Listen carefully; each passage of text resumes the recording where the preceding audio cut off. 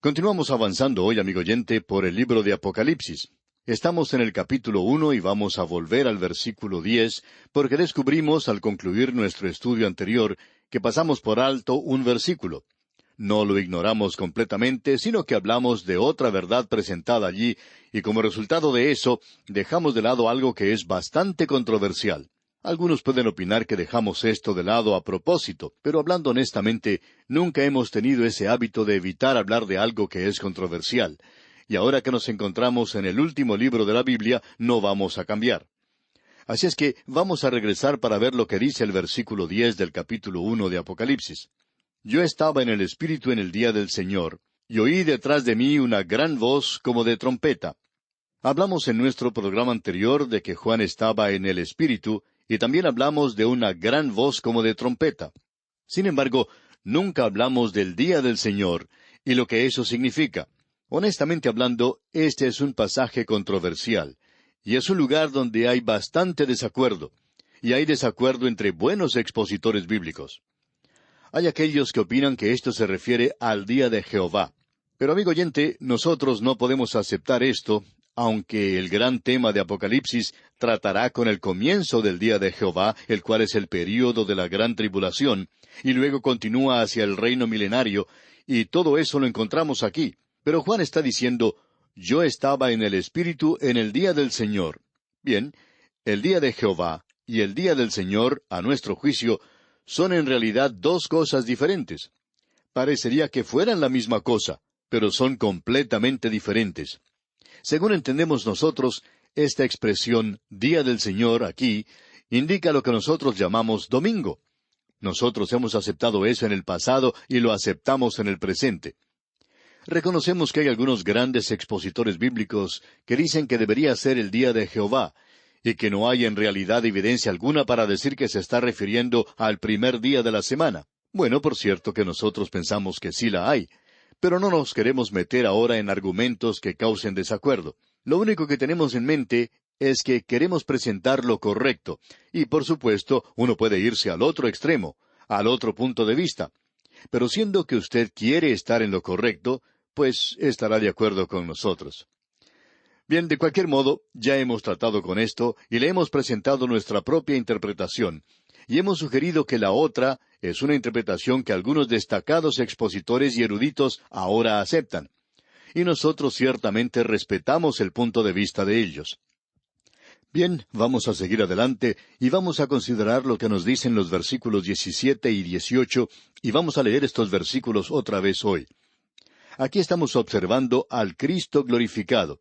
Le estamos observando en una de sus funciones hoy como nuestro gran sumo sacerdote. Y como nuestro gran sumo sacerdote, Él está llevando a cabo su labor ante el altar de oro en el lugar santo, donde Él vive siempre para hacer intercesión por nosotros. Esto es algo maravilloso. Vamos a ver cuán importante es esto un poco más adelante en este libro. Luego, Él sale al lavacro, donde Él hoy lava nuestros pies, nuestras manos, nuestros ojos, porque los ensuciamos pasando por este mundo. Y si confesamos nuestros pecados, Él es fiel y justo, y siempre está dispuesto a limpiarnos y perdonarnos. Y lo importante es que Él nos limpia, Él nos lava. El Señor Jesús aún está en esta tarea de lavar los pies. Él hace eso como nuestro gran sumo sacerdote.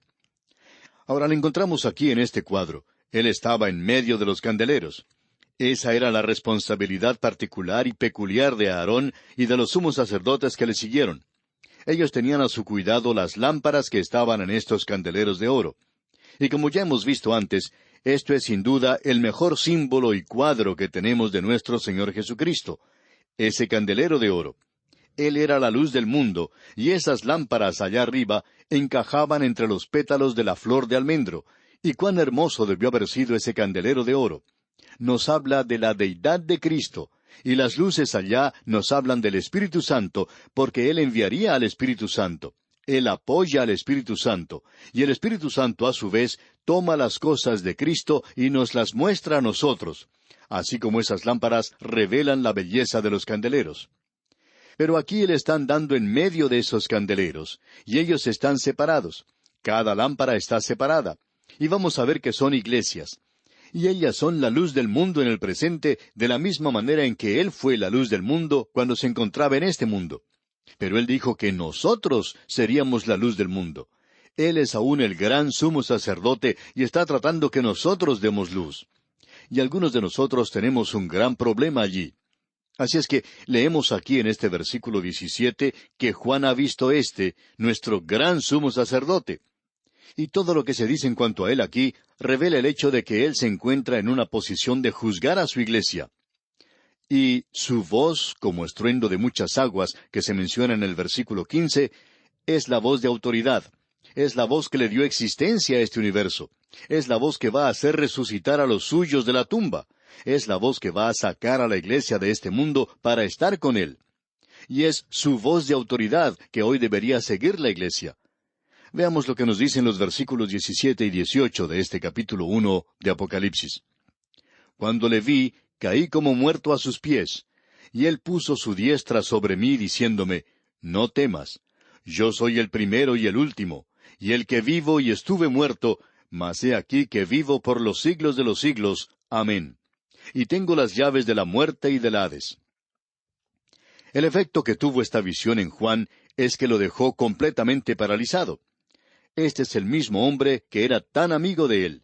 Él era quien reclinaba su cabeza en el seno del Señor allá en el aposento alto, y quien hasta le reprendió cuando estuvo aquí en la tierra. Pero ahora él cae a sus pies como muerto. Y amigo oyente, si Juan hizo eso, cuando usted y yo lleguemos a la presencia del Señor Jesucristo, no vamos a hablar familiarmente con Él. Él es el Cristo glorificado hoy. No nos gusta la forma en que el Señor Jesús es tratado hoy en día. Se le dice Jesús nada más. Jesús esto y Jesús aquello, como si fuera un amigo personal. Pero Él no es eso, amigo oyente. Se muestra hoy mucha falta de respeto y reverencia para con el Señor. Tampoco nos gustan esos cánticos de hoy que dicen que Jesús es un amigo mío. Y algunos quizá digan que somos difíciles de complacer. Por cierto que así es. Y si nos preguntan por qué, debemos decir esto. Él dijo, vosotros sois mis amigos si hacéis lo que yo os mando. Y cuando vemos a alguien que pasa al frente en la iglesia, a la plataforma con una guitarra, o con una trompeta, o con un acordeón, o cualquier otro instrumento, o que va a predicar en la iglesia en cuanto a Jesús como amigo mío, pues sentimos el deseo de decirle a esa persona, bueno, nos imaginamos que usted está obedeciéndole porque Él dice, vosotros sois mis amigos si hacéis lo que yo os mando. Creemos que es necesario reconocer eso y que no debemos volvernos tan confianzudos con Él. Pero lo maravilloso de esto aquí es que Él dice, no temas. Y esa es la expresión, el saludo de la deidad cuando se dirige a la humanidad. Y Él da 4 razones para no temer. Él dice, yo soy el primero y el último. Eso habla de su deidad. Él salió de la eternidad y avanza hacia la eternidad. El salmista dice, desde el siglo y hasta el siglo, tú eres Dios. Y esta palabra siglo indica un punto en la lejanía que se desvanece. Así es que es desde un punto en la lejanía que se desvanece en el pasado hasta un punto en la lejanía que se desvanece en el futuro, Él es Dios. Y hasta donde uno desee proyectarse a sí mismo, Él es Dios. Tenemos entonces que habla de su deidad. Y Él es el primero porque no hubo nadie antes de Él, y Él es el último porque no hay nadie que le siga. Ahora, la segunda razón que tenemos para no temer es que Él dice, y el que vivo y estuve muerto. Y eso habla de su muerte redentora y su resurrección. Y eso es exactamente lo que dijo el apóstol Pablo. La mayoría de nosotros tenemos complejo de culpa. Tememos que alguien nos señale y nos diga, usted es culpable. Por supuesto que lo somos. Pero el apóstol Pablo hace una pregunta ya en su epístola a los Romanos, capítulo 8, versículo 34, donde dice, ¿quién es el que condenará? Cristo es el que murió, mas aún el que también resucitó, el que además está a la diestra de Dios, el que también intercede por nosotros. Entonces, ¿dónde está la persona que le va a condenar? Y hay muchos de ellos que pueden hacerlo y lo hacen, digamos de paso. Pero amigo oyente, el apóstol Pablo dice, ¿quién es el que condenará? Cristo es el que murió. Amigo oyente, usted puede hallar faltas en nosotros, puede decir que somos grandes pecadores, pero Cristo murió por mí. Queremos que usted sepa esto. Mas aún el que también resucitó. Él resucitó para nuestra justificación, para demostrar que somos perdonados y que vamos a ir al cielo algún día. ¡Cuán maravilloso y glorioso es esto, amigo oyente! La tercera cosa que él menciona por la cual no debemos temer es esto: mas he aquí que vivo por los siglos de los siglos. Amén. Esto nos habla del estado presente, que Él no solo está juzgando, sino que está intercediendo. Y necesitamos esto. La cuarta cosa que se menciona es esta: y tengo las llaves de la muerte y del Hades. Estas llaves nos hablan de autoridad y de poder. Él, el Señor Jesús, tiene poder sobre la tumba y sobre la muerte ahora mismo, gracias a su propia muerte y resurrección. Ahora, Hades aquí es la palabra griega para el mundo que no se ve. Puede referirse a la tumba donde están los cuerpos después, o a donde va el espíritu. Uno no debe tener temor a nadie, con excepción de aquel que puede quitarle la vida. Uno hace bien en tener temor de eso, de alguien que pueda disparar contra uno y le pueda destruir. Pero no debemos temer porque Jesús tiene las llaves, y Él es quien puede quitar de nosotros ese temor de la muerte. Con todo esto, Él puede decirnos en el día de hoy: no temas. Y llegamos ahora al versículo 19, y aquí tenemos la división de tiempo y el contenido del Apocalipsis. Aquí tenemos el orden cronológico y la división de este libro en esta serie de 3 tiempos: pasado, presente y futuro. Leamos este versículo 19 del primer capítulo de Apocalipsis. Escribe las cosas que has visto, y las que son, y las que han de ser después de estas. De forma arbitraria, queremos hacer esta división, y luego al continuar creemos que podemos demostrar lo que estamos tratando de hacer. Aquí en el capítulo 1 tenemos las cosas que has visto. Hasta este momento, ¿qué es lo que él ha visto? Él ha visto al Cristo glorificado. El Cristo glorificado es aquel que es el centro mismo de este libro. Este libro es cristocéntrico. El Señor Jesús es el tema de este libro. No interesa de qué esté hablando uno, sea de los jinetes, de los vasos de la ira, de bestias y todo eso. No ponga sus ojos en esas cosas. Son cosas que están pasando nada más. Es el Señor Jesucristo quien es el centro. Él es quien ha sido, quien es y quien será. Él es el mismo ayer y hoy y para siempre. Y Juan debe escribir las cosas que ha visto, el Cristo glorificado. Y también las que son. Ahora, ¿cuáles son esas cosas que son? Bueno, la iglesia en el mundo. Aún estamos aquí después de más de 2000 años. Estaremos partiendo uno de estos días, y esto lo veremos en los capítulos 2 y 3 de Apocalipsis.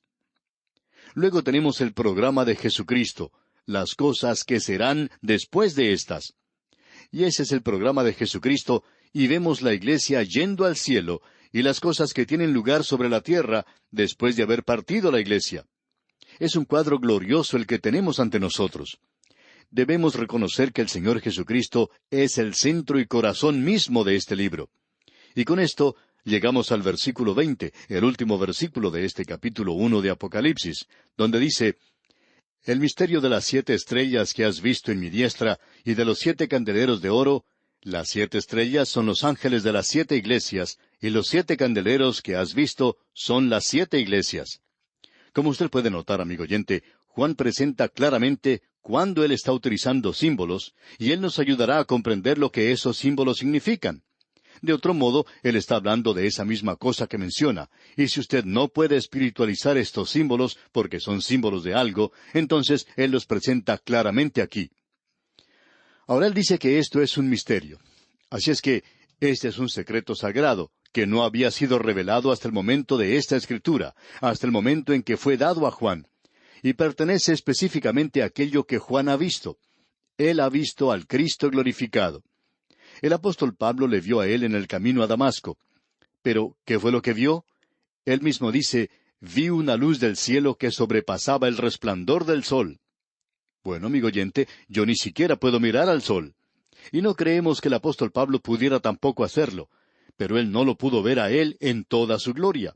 Pero sabía que estaba allí. Y esto causó una ceguera en Pablo que le duró el resto de su vida. Ahora aquí se nos identifica a las 7 estrellas como los 7 ángeles. Las estrellas representan autoridad.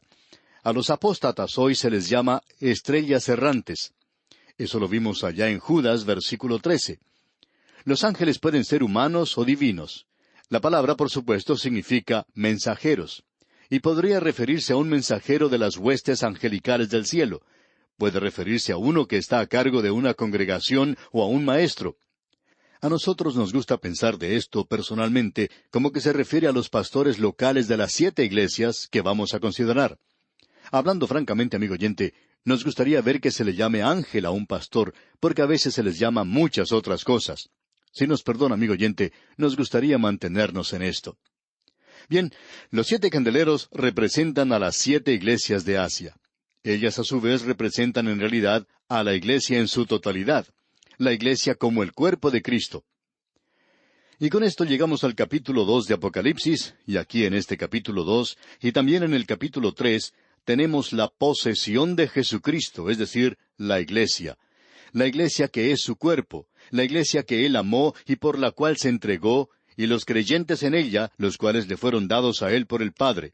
Y Él le da gracias al Padre por eso, allá en su oración en el capítulo 17 del Evangelio según San Juan. Ahora aquí estamos tratando con 7 iglesias, y esto cubrirá todas las iglesias, y ya vamos a ver esto. Y después del capítulo 3, la iglesia brilla por su ausencia. Hasta el capítulo 4, la iglesia ha sido mencionada 19 veces, pero después del capítulo 4 hasta el capítulo 20, donde tiene lugar el juicio ante el gran trono blanco, la iglesia no se menciona ni una sola vez. La reacción normal es la de preguntar en cuanto al destino y la ubicación de la iglesia durante este período. Por cierto que la iglesia no está en el mundo, ha sido sacada ya del mundo. Estas 7 cartas tienen una interpretación y una aplicación triple. En primer lugar, tienen un significado contemporáneo, es decir, que tienen un mensaje directo para las iglesias locales del día de Juan. Nosotros vamos a llevarle a usted, amigo oyente, en los próximos estudios que tengamos, a la localidad de estas 7 iglesias. Ahora, sería maravilloso que pudiéramos visitar estas localidades personalmente, porque opinamos que uno se acerca más a la Biblia visitando estas 7 iglesias que visitando o caminando a través de la tierra de Israel. Conociendo que no podremos hacerlo personalmente, vamos a hacerlo por medio de este estudio. Y aquí había un mensaje que era muy obvio. Uno puede apreciar las ruinas de esas iglesias a las cuales les escribía Juan y de las cuales él conocía tanto. El comentarista Sir William Ramsay dijo, «La persona que escribió estas 7 cartas a las 7 iglesias había estado allí y conocía las condiciones locales». Ahora hay un segundo significado, y es conocido como un significado compuesto. Es decir, cada uno es un cuadro compuesto de la iglesia. O sea que hay algo que se puede aplicar a todas las iglesias en todas las edades, y cada uno de los mensajes a cada iglesia individualmente. O sea que cuando usted lee el mensaje a la iglesia de Pérgamo, usted puede tener allí un mensaje para su propia iglesia y para usted personalmente. Ese es el mensaje compuesto que está allí. Y luego hay una tercera interpretación y aplicación, y es la que vamos a enfatizar, y es que es algo cronológico. Primero tenemos lo contemporáneo. Segundo, lo compuesto. Tercero, lo cronológico. Y aquí se presenta la historia panorámica de la iglesia. Se presenta en las 7 cartas, de Pentecostés a Parucía, del aposento alto al aire alto. Hay 7 períodos definidos en la historia de la iglesia. Y aparentemente nos encontramos en el último en el presente, y es el de la Odisea, o muy cerca a ese período. Éfeso representa la iglesia apostólica, la iglesia en su mejor momento. Ese es el primero. La Odisea, la última iglesia, representa la iglesia apóstata, bien lejos de lo apostólico a lo apóstata. Y este cuadro tan patético se ha cumplido en su gran mayoría, y es ahora la historia de la iglesia. Y eso lo hace algo muy destacado, por cierto. Ahora el Señor seguirá un formato muy definido en dirigirse a cada una de las iglesias. Esa es la razón por la cual decimos que el libro de Apocalipsis es principalmente un libro muy sencillo, porque se nos presenta en este libro el material mejor organizado que puede uno encontrar en cualquier libro de la Biblia. No hay ningún otro libro en la Biblia que sea tan organizado como lo es este, y nosotros vamos a seguir un formato muy bien definido. Vamos a dejar esto, pues, para la próxima oportunidad, porque comenzaremos entonces a estudiar la iglesia en Éfeso. Es nuestra oración que Dios le bendiga en gran manera.